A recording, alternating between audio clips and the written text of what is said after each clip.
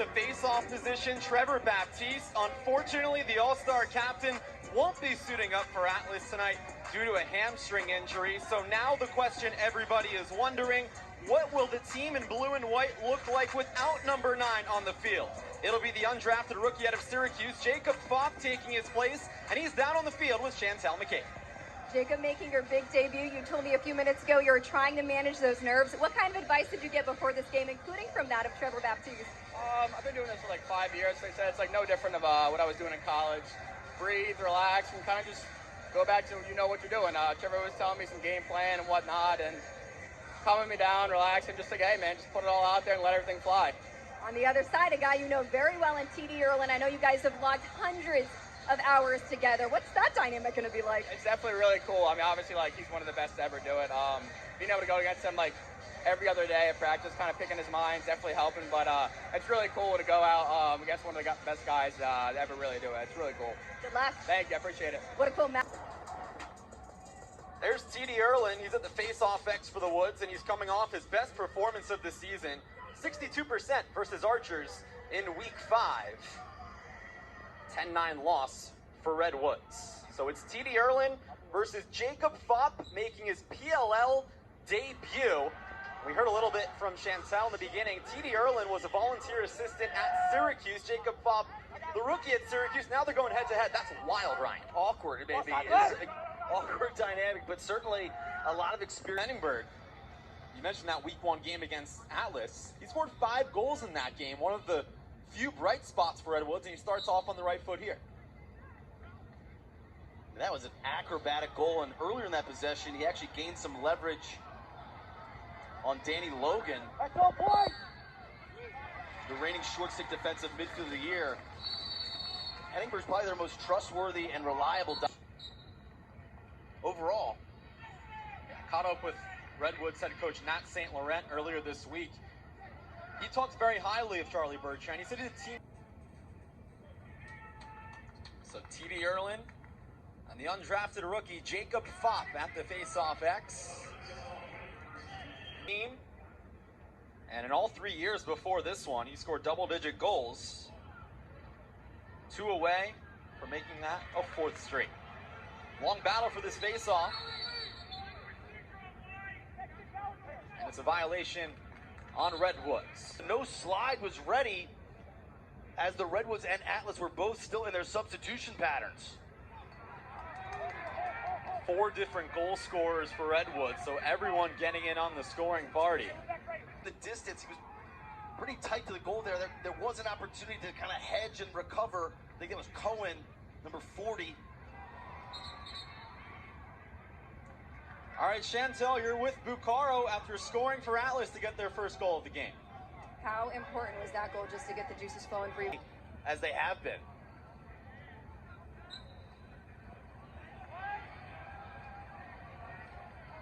All right, and right out of the gate in the second quarter, a shot from Rob Pinsabile, also a member of last week's All-Star game. This face-off goes in favor of Ierlan. Now 5 of 9 at the X. In what was a 5-0 Redwoods, also a member of last week's All-Star game. This face-off goes in favor of Ierlan. Now 5 of 9 at the X. In what was a 5-0 Redwoods. Still in the game right now. It's a win for Ierlan once again at the face-off X. So 3 straight becomes a factor, and sometimes it's a little hot. Tempers flare. Chantel, how are you feeling down there? Gross. Okay, it's 95 degrees. I'm just going to set that up. I know these guys are professionals. I am not, but we're all feeling the heat. The lights are on for some reason, and even though it's 95, I swear it's a game for number 15. You gonna call him off, Paul Jones? Might have to at this point. That's what Rob Pennell's going to call him. I think he needs to get one more. 2-pointer. Super heady player in transition, seeking out those opportunities. Yeah, he had one in the All-Star game as well. In the All-Star game, they actually moved the 2-point. In the blink of an eye, Atlas leads for the first time today. 3 points in the last 21 seconds.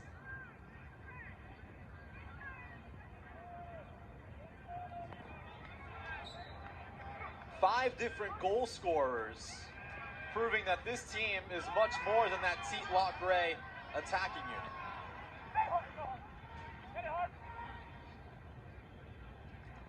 Nine right there. He'll take it every time. 4 seconds left, so it'll be a face-off, and let's see if we can get a shot off. Shot!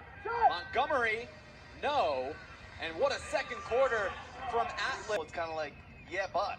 It's like, you still got to win. So you played a good first quarter, yeah, but you didn't play a great second quarter. Gimme against Kelly. Not the start that Redwoods really envisioned. Redwoods need to find an answer soon on the offensive end. They have got. He wants Chris Gray to be more aggressive on the offensive end, and he has the faith in him. The rookie delivers again.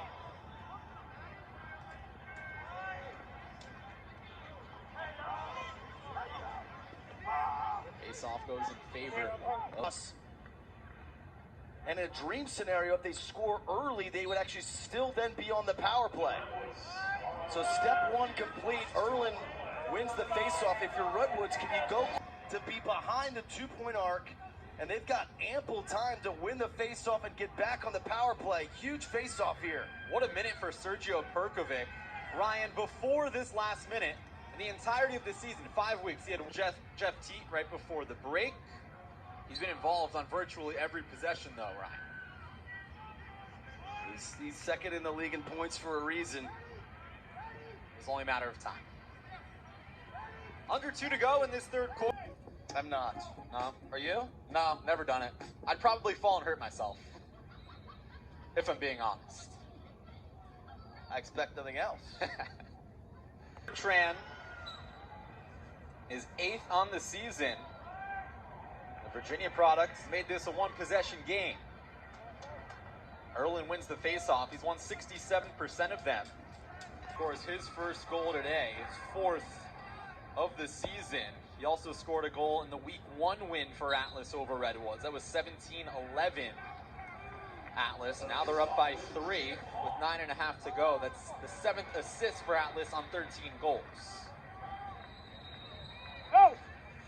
Brilliance by Pennell. The body, stick, control, and accuracy on full display. He was due. That was his 8th shot. Yo! First goal, back to a one-possession game. 13-11. Ierlan wins the face-off. Kincannon with the interception. To bounce it. That was in the top right corner. It didn't even come close to the ground. That's amazing. That's amazing. All right, 6 minutes left in regulation, even at 13. And a timeout called by Atlas.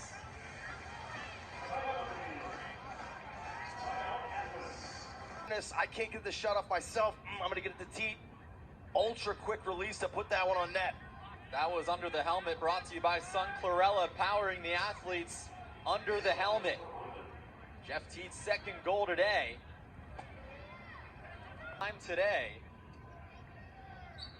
The third time today. We've also had 2 lead changes.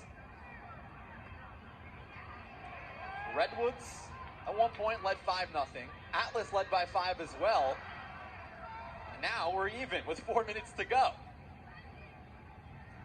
Seconds ahead, Tony Romo asks. I think every player was hopefully thinking the same thing.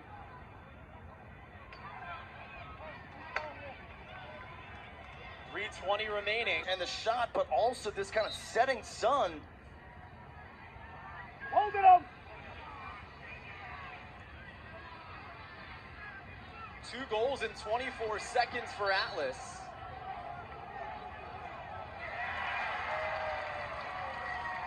They're going to call that out of the Redwoods. I think Harbison kicked that ball.